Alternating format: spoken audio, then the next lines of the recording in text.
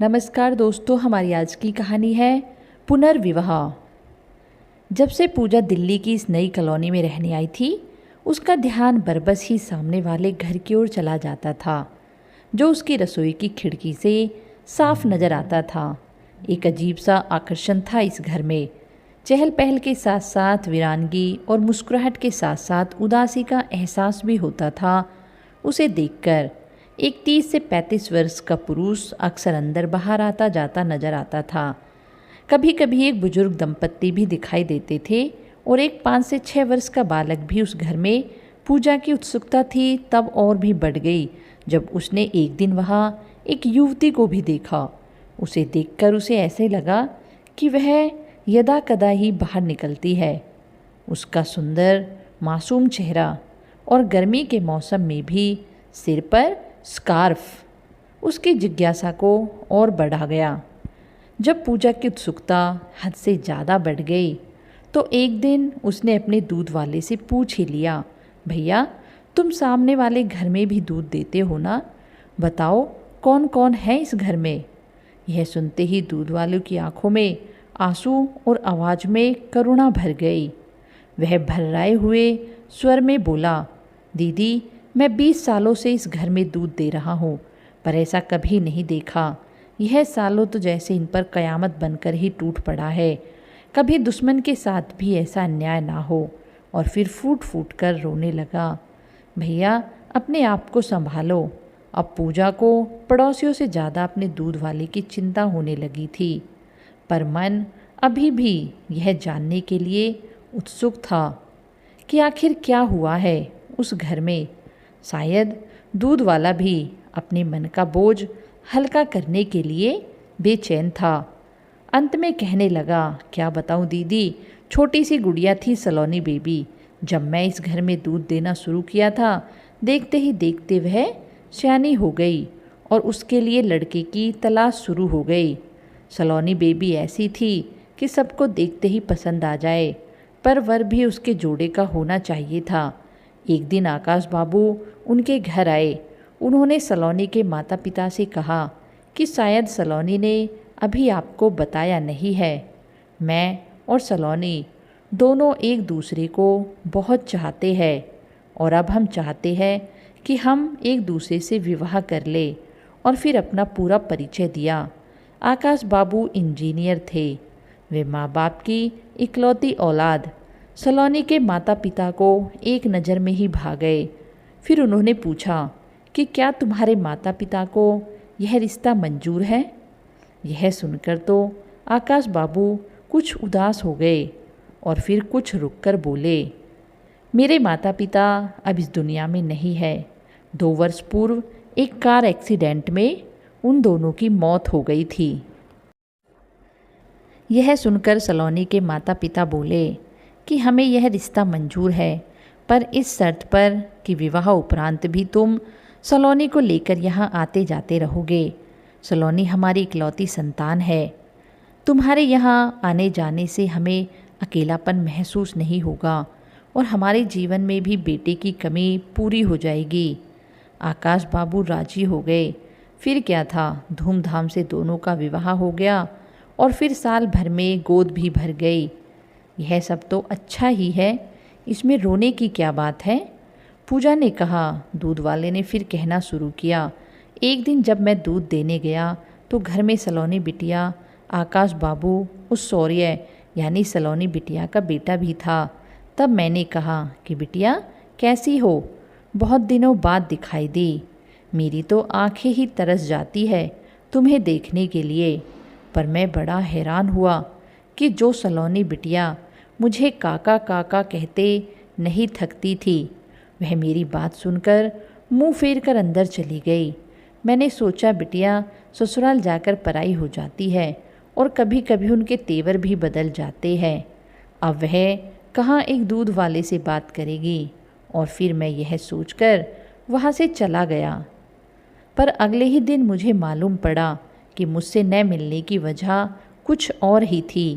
सलोनी बिटिया नहीं चाहती थी कि सदा उसका खिलखिलाता चेहरा देखने वाला काका उसका उदास व मायूस चेहरा देखे। दरअसल सलोनी बिटिया इस बार वहाँ मिलने नहीं बल्कि अपना इलाज करवाने आई थी। कुछ दिन पहले ही पता चला था कि उसे तीसरी और अंतिम स्टेज का ब्लड कैंसर है। इसलिए डॉक्टरों ने जल्दी से जल्दी दिल्ली ले जाने को कहा था। यहाँ पर इस बीमारी का इलाज नहीं था। सलोनी को अच्छे से अच्छे डॉक्टरों को दिखाया गया पर कोई फ़ायदा नहीं हुआ। ब्लड कैंसर की वजह से सलोनी बिटिया की हालत दिनों दिन बिगड़ती चली गई। बार बार कीमोथेरेपी करवाने से उसके लंबे लंबे काले रेशमी बाल भी उड़ गए। इसी वजह से वह हर वक्त स्कार बांधे रखती है। कितनी बार खून बदलवाया गया पर सब व्यर्थ। आकाश बाबू बहुत चाहते हैं सलोनी बिटिया को, हमेशा उसी के सिरहाने बैठे रहते हैं। तन मन धन सब कुछ वार दिया है आकाश बाबू ने सलोनी बिटिया के लिए। शाम को जब विवेक ऑफिस से आए तो पूजा ने उन्हें सारी बात बताई। इस दुखद कहानी में एक सुखद बात यह थी कि आकाश बाबू एक बहुत ही अच्छे पति है। ऐसी हालत में सलोनी की पूरी सेवा कर रहे हैं। शायद इसलिए विवाह संस्कार जैसी परंपराओं को इतना महत्व दिया जाता है। और यह आधुनिक पीढ़ी है कि विवाह करना ही नहीं चाहती। लिव इन रिलेशनशिप की नई विचारधारा ने विवाह जैसे पवित्र बंधन की धज्जियाँ उड़ा दी है। फिर भी मैं किन बातों में उलझ गई। बस पूजा यह सोच में पड़ी हुई थी कि उसे याद आया कि उसके पति विवेक को बहुत ज़्यादा भूख लगी होगी। वे थके हारे ऑफिस से आए हैं, उनकी देखभाल करना भी तो मेरा कर्तव्य है। यह सोचकर पूजा रसोई की ओर चल दी। रसोई से फिर सामने वाला मकान नज़र आया। आज वहाँ काफ़ी हलचल थी। लगता था घर की हर चीज़ अपनी जगह से मिलना चाहती है। घर में कई लोग इधर उधर चक्कर लगा रहे थे। बाहर एम्बुलेंस खड़ी थी। पूजा थोड़ा सहम गई कि कहीं सलोनी को कुछ। पूजा का शक ठीक था। उस दिन सलोनी की तबीयत अचानक बहुत ज़्यादा खराब हो गई और उसे जल्दी से जल्दी अस्पताल में भर्ती करना पड़ा। हालांकि उनसे अधिक परिचय तो नहीं था पूजा का, फिर भी पूजा और विवेक अगले दिन उससे मिलने अस्पताल गए। वहाँ आकाश की हालत ठीक उस परिंदे जैसी थी जिसे पता था कि उसके पंख अभी कटने ही वाले हैं, क्योंकि डॉक्टरों ने यह घोषित कर दिया था कि सलोनी अपने जीवन की अंतिम घड़ियाँ गिन रही है। फिर वही हुआ। अगले दिन सलोनी इस संसार को विदा कहकर चली गई। इस घटना को घटे करीब 2 महीने हो गए थे, पर जब भी उस घर पर नज़र पड़ती पूजा की आंखों के आगे सलोनी का वह मासूम चेहरा घूमने लग जाता और साथ ही आकाश का बेबस चेहरा। मानव जीवन पर असाध्य रोगों की निर्ममता और जीता जागता उदाहरण और पति की फर्ज साक्षात मूर्ति आकाश। इस बात को लेकर पूजा के मन में आकाश के प्रति बहुत अधिक सम्मान था। दोपहर के 2 बज गए। घर का सारा काम निपटाकर लेट नहीं जा रही थी कि दरवाज़ा खटखटाने की आवाज़ आई। दरवाजे पर एक महिला थी। शायद सामने वाले घर में आई थी, क्योंकि पूजा ने इन दिनों कई बार उसे वहाँ देखा था और उसका अनुमान लगाना भी सही था। वह बोली, मैं आपको न्योता देने आई हूँ। कुछ खास है क्या? पूजा बोली, हाँ, कल शादी है ना, आप ज़रूर आइएगा। इससे पहले कि पूजा कुछ और पूछती वह महिला चली गई। शायद वह बहुत जल्दबाजी में थी। वह तो चली गई, पर जाते जाते पूजा की नींद उड़ गई।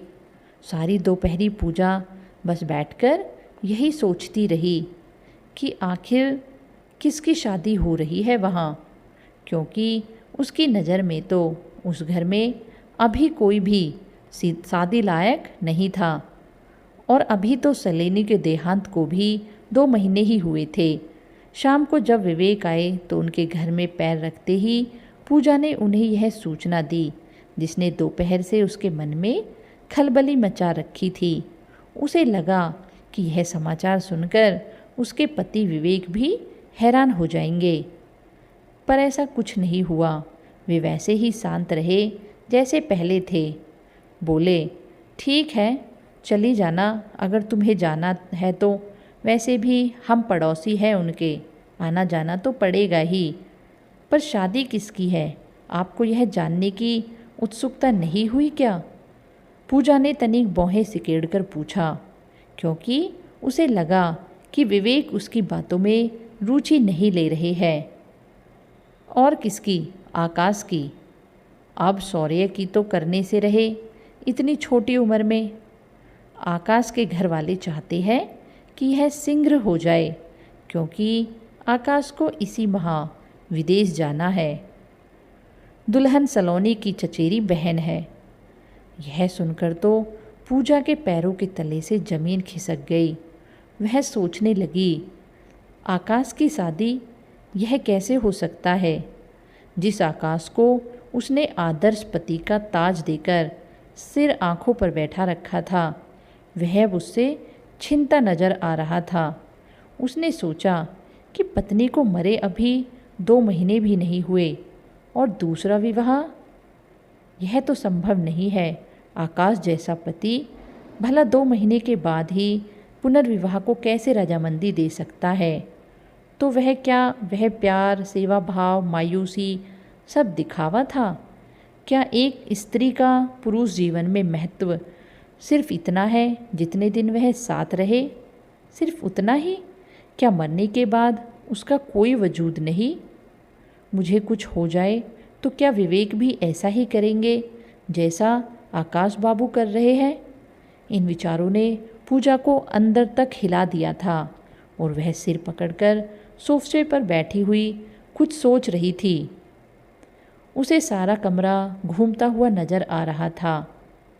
जब विवेक वहां आए तो पूजा को इस हालत में देखकर घबरा गए और वह बोले, पूजा क्या हुआ? पूजा कुछ ना बोली। विवेक ने फिर उसका सिर अपनी गोद में रखा और बोले, क्या हो गया है तुम्हें?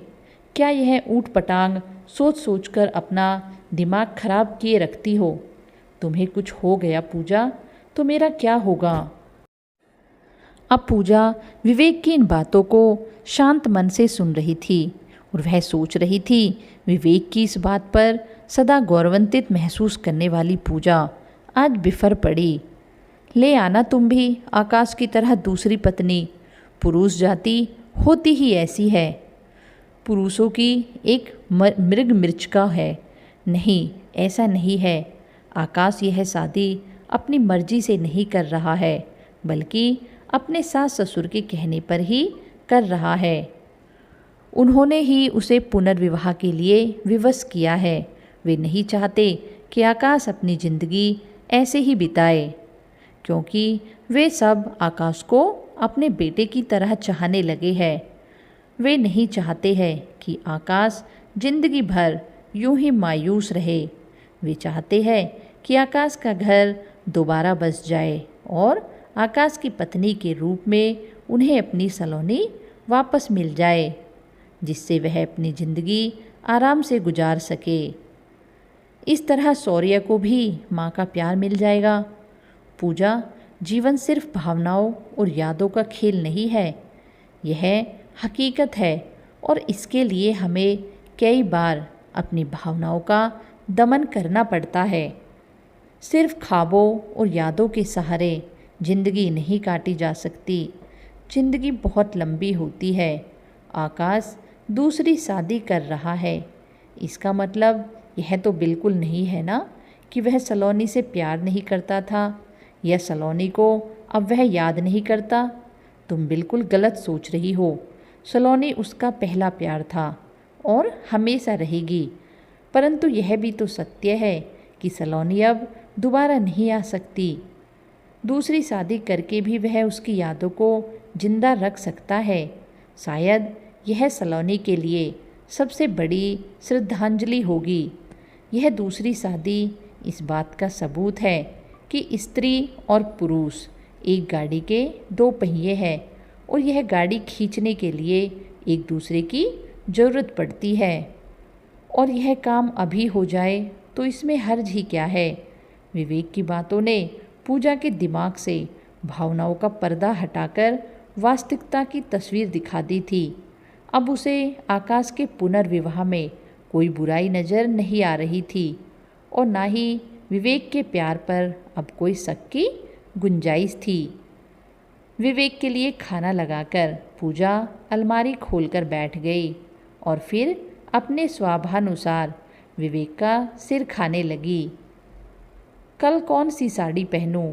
पहली बार उनके घर जाऊंगी, अच्छा इम्प्रेशन पड़ना चाहिए। विवेक ने भी सदा की तरह मुस्कुराते हुए कहा, कोई भी पहन लो, तुम पर तो हर साड़ी खिलती है, तुम हो ही इतनी सुंदर। पूजा विवेक की प्यार भरी बातें सुनकर गर्वित हो उठी।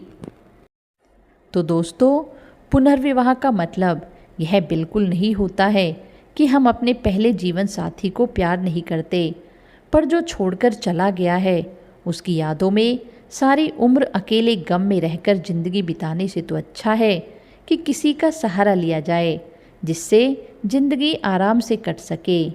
दोस्तों, यदि आप सब भी मेरी बात से सहमत है तो मेरे चैनल को लाइक एंड सब्सक्राइब अवश्य करें। यदि मेरी बात किसी को भी गलत लगे तो आप कमेंट अवश्य करें। धन्यवाद आप सभी का।